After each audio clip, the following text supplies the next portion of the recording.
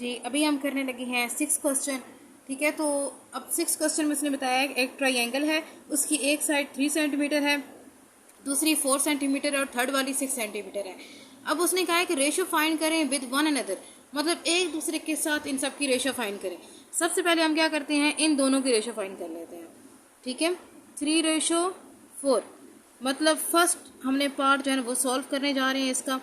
ठीक है, तो फर्स्ट में हम कहेंगे कि वन साइड टू अनदर, इसको आप फर्स्ट साइड कह दें, इसको आप सेकंड कह दें और इसको आप थर्ड कह दें। तो ये हम किसकी फाइंड कर रहे हैं, फर्स्ट और सेकंड साइड की। अब ये दोनों डिवाइड नहीं हो सकते, इसलिए यही वाला आंसर है। अब जो इसका दूसरा स्टेप है, इसमें हमने क्या करना है कि ये जो सेकंड है और थर्ड इसकी फाइंड कर लेते हैं। हम लिखेंगे सेकंड साइड और फिर यहाँ पे लिखेंगे थर्ड साइड, दरमियान में लगा देंगे रेशो। अब सेकंड साइड जो है ना वो हमारे पास क्या है 4 रेशो और आगे यहाँ पे क्या है 6। अब इन दोनों का आपस में कट कर सकते हैं, 2 2s are 2 3s are, तो आंसर क्या है 2:3। ये हमारा सेकंड आंसर है और ये जो था 3:4 ये हमारा फर्स्ट आंसर था, ये हमारा सेकंड आंसर है। अब हमने बात करनी है कि अब इसकी रेशो हम इसके साथ निकालेंगे, मतलब फर्स्ट की थर्ड के साथ। तो थर्ड वाला स्टेप जो है इसमें हम कहेंगे फर्स्ट हो गया रेशो थर्ड, मतलब एक दूसरे के साथ करनी है ना फाइंड। तो पहले फर्स्ट सेकंड की कर ली, फिर सेकंड की थर्ड के साथ कर ली। अब हमने फर्स्ट की थर्ड के साथ करनी है तो हमारी सारी तीनों साइड्स जो है ना वो पूरी हो जाएंगी। तो अब हमारे पास यहाँ पे 3 है, तो अगला वाला जो है उसकी हमारे पास है 6। अब 3 1s are 3 2s are, ठीक है, तो 1:2 जो है वो हमारे पास आंसर आ जाएगा। ठीक है, ये थर्ड वाले का आंसर है, मतलब हमारे पास टोटल 3 रेशो निकलेंगी क्योंकि उसकी साइड्स 3 है। ये देखो, ये पहली वाली हमारे पास रेशो आ गई, ये दूसरी और ये तीसरी। अब ये इसके 3 रेशो क्यों निकलेंगी, क्योंकि हमारे पास टोटल लेंथ जो थी ना वो 3 थी। 3 साइड्स होती हैं ट्रायंगल की। पहले हमने फर्स्ट और सेकंड की कर ली, फिर सेकंड थर्ड की कर ली और फिर फर्स्ट और थर्ड की कर ली। ठीक है, तो इस तरह से हमारा हो गया, ये फर्स्ट ने किया, ये हमने सेकंड की और ये हमने थर्ड।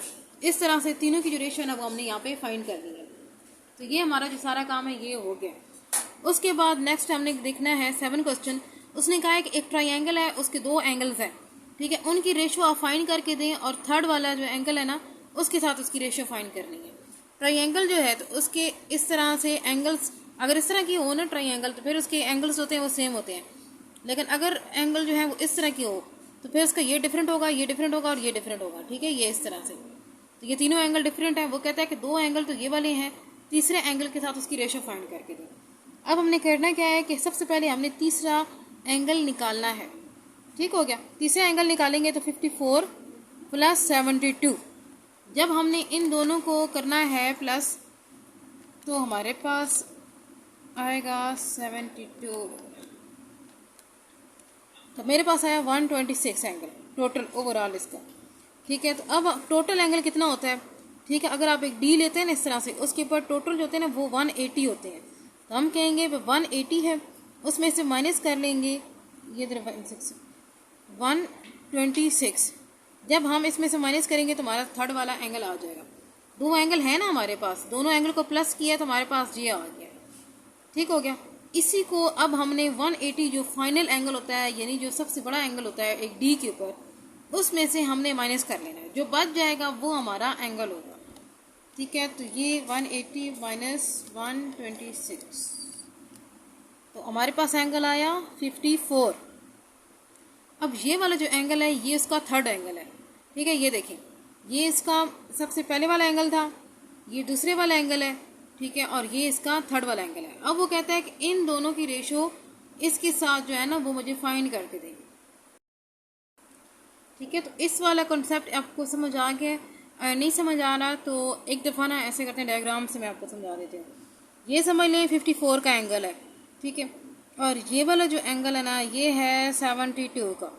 ये 2 एंगल हैं। अब वो कहते हैं ये 2 एंगल हैं तो आप इसका सबसे पहले थर्ड वाला एंगल फाइंड करें। हमने क्या किया, हमने इन दोनों को प्लस किया, प्लस करके हमारे पास आंसर आ गया ये। उसके बाद टोटल जो एंगल होता है ना टोटल, ठीक है, वो कितना होता है 180 होता है नॉर्मली। हमने 180 में से ना वो इन दोनों की जो कलेक्शन है, ठीक है, उसको हमने माइनस कर दिया तो हमारे पास ये वाला एंगल निकल आया कि ये भी 54 डिग्री का है। उसके बाद अब नेक्स्ट उसने कहा है कि अब थर्ड वाले के साथ रेशो फाइंड करें। अब बजाय इसके कि हम इन दोनों को पकड़ के और इनकी रेशो निकालते रहे, हम डायरेक्ट इन दोनों की आपस में रेशो निकाल लेंगे।